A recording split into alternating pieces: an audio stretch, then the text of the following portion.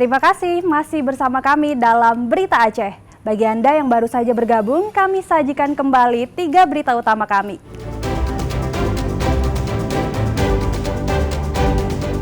Kebakaran 4 ruko di Kabupaten Aceh Tamiang menyebabkan 6 nyawa melayang.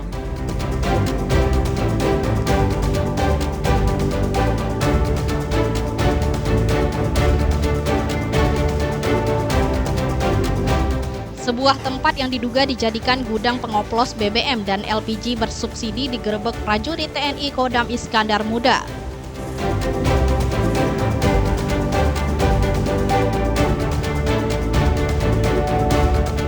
Seorang jemaah calon haji asal Kabupaten Pidijaya berhasil berangkat ke Tanah Suci dari hasil keuntungan berjualan kue khas Aceh.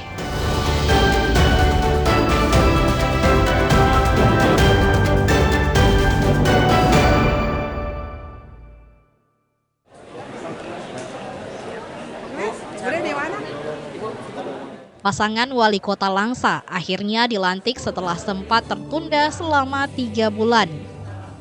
Pelantikan pasangan Ferry Santana Putra, Muhammad Haikal Alfi Syahrin mengakhiri polemik pelantikan kepala daerah di Kota Langsa. Pasangan Wali Kota Langsa untuk periode tahun 2025-2030 dilantik Gubernur Aceh Muzakir Manaf pada Jumat siang lalu dalam rapat paripurna DPRK Kota Langsa. Pelantikan pasangan Wali Kota Langsa dihadiri sejumlah tamu dari unsur Forkopimda, undangan dari kalangan pemerintah hingga keluarga terdekat. Sebagai pemimpin muda di Kota Langsa, bagi saya dan Pak Haikal adalah bukan hanya sebuah amanah, namun merupakan tantangan pembuktian keraguan bahwa anak muda bisa menjadi pemimpin yang revolusioner. Kita harus bersama-sama dengan pimpinan dan para anggota DPRK Langsa yang terhormat, bahu-membahu untuk mewujudkan kesejahteraan Kota Langsa. Warga berharap Wali Kota Langsa ini mampu membawa perubahan dan bisa meningkatkan taraf hidup warga. Kami mengapresiasi Aceh yang telah melantik Wali Kota nomor 2. Kami harap Wali Kota Langsa kedepannya dapat bekerja secara baik dan bisa memajukan masyarakat Kota Langsa menjadi lagi secara perekonomian. Konflik internal DPRK dan sengketa pilkada di Mahkamah Konstitusi sempat membuat pelantikan Jeffrey Santana Putra dan Muhammad Haikal Alfi Syahrin tertunda. Jeffrey Santana Putra dan Muhammad Haikal Alfi Syahrin menang setelah memperoleh 40% suara sah. Pasangan ini diusung oleh Partai Nasdem, Partai Amanat Nasional, Partai Golkar, dan Partai Demokrat. Maimunzir melaporkan dari Langsa.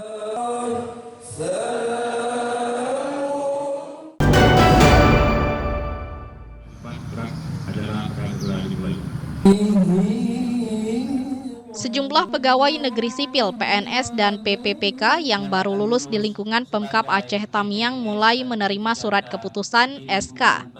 SK pengangkatan diterima 477 PPPK dan PNS setempat. Dari sejumlah pegawai, 436 diantaranya diterima PPPK dan 41 PNS. Penyerahan SK pengangkatan ini diwarnai rasa haru dan bahagia. Salah satu yang menerima SK dari PPPK Guru sangat bersyukur Nisa bisa menerima SK setelah beberapa kali tes. Namun perjuangan baru berhasil setelah langsung lulus seleksi PPPK. Kami melalui beberapa tes, yang pertama yaitu tes langsung untuk seleksi P3K dan juga sudah diselenggarakan, alhamdulillah maksimal hasilnya, juga kami terpilih dari P3K Guru Bang. Setelah puji syukur pada Allah, ke orang tua, terima kasih dan perasaannya luar biasa dan mudah-mudahan amanah yang diberikan ini menjadi salah satu alasan untuk kami sebagai ASN untuk dapat berintegritas dan juga melayani masyarakat sepenuhnya dan juga mengembangkan amanah terbaik untuk masyarakat disampingkan dengan kepentingan pribadi, Bang. Penerima SK pengangkatan diharapkan dapat memberikan pelayanan terbaik kepada masyarakat.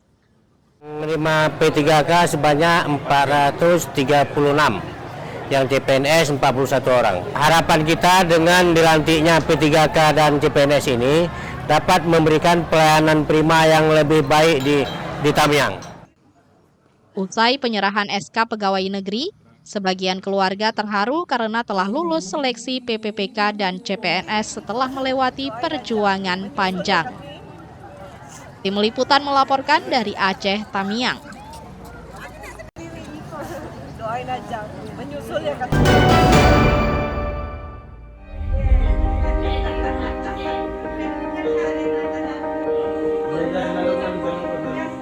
Seorang penjual kue di Kabupaten Pidijaya berangkat ke Tanah Suci pada musim haji tahun 2025 ini.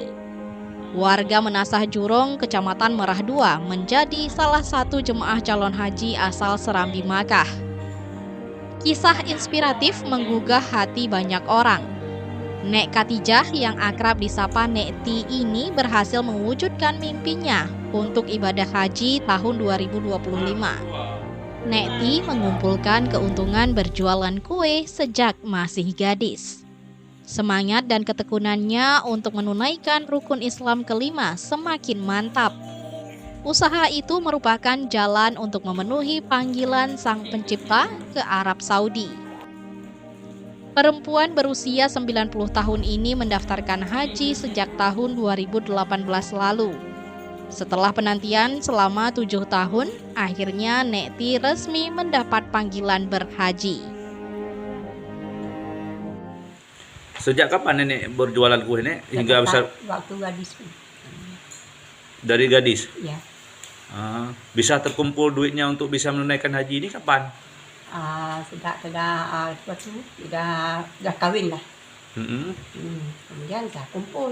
Kemudian bapak suami saya meninggal. Kemudian saya cari duit beli emas tuh. Saya kumpul. Kumpulnya sedikit-sedikit ya? Setengah mayam. Setengah mayam emas. Kemudian saya jual. Pas harga naik, emas naik, terus saya jual. Saya tabung terus. Nek Ti berjualan kue khas Aceh dengan menitipkan ke warung kecil dan toko kue sekitar tempat tinggalnya. Keuntungan ia sisihkan untuk membeli emas secara bertahap. Meski penuh rasa syukur, ada kesedihan bagi Nek Ti. Ia harus berangkat tanpa anak sematawayang yang telah menemaninya sejak kecil. Anak tersebut merupakan anak tiri sepeninggalan suaminya. Anak Nek Ti tidak bisa ikut berangkat tahun ini karena tidak memenuhi syarat mahram penyelenggaraan ibadah haji. Saya dulu waktu masih gadis, dia jualan kue, buat kue kering, kue basah, kemudian titip di warung-warung, kemudian sore dikumpulkan uang, sedikit-sedikit dibeli emas, kadang-kadang cukup 1 gram beli. Nanti ada terkumpul lagi uang, ditambah lagi sehingga sudah banyak, insya Allah sudah cukup untuk menunaikan ibadah haji. Nek Ti bergabung dengan jemaah kloter 5 embarkasi Aceh pada 22 Mei 2025 lalu. Ramadan melaporkan dari Pidijaya.